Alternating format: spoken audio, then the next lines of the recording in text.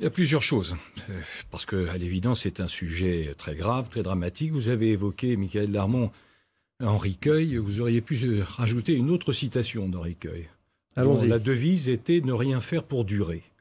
Et là, le gouvernement fait de travers, et je ne suis donc pas sûr que cela dure. Permettez-moi d'abord un mot sur cette pandémie, parce que bien sûr, vous évoquez la situation de telle ou telle ville, vous avez raison, mais je pense qu'il faut aussi avoir la conscience de ce qu'est cette pandémie. Moi, je pense, comme Henry Kissinger, l'ancien secrétaire d'État américain, l'a dit, que le monde ne sera plus jamais comme avant.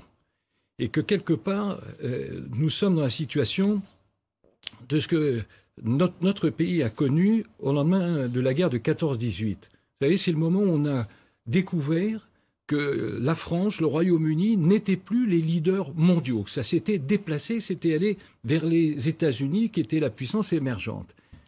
D'abord, il faut adresser un signal. Il faut adresser un signal fort parce que, vous savez, je pense que la meilleure des préventions, c'est la certitude de la sanction.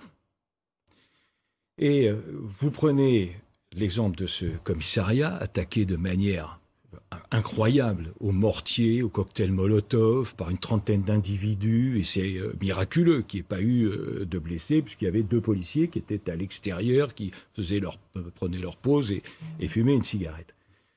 Donc il faut adresser des signaux. Le séparatisme, le pouvoir, le gouvernement ont eu raison de se saisir de ce sujet.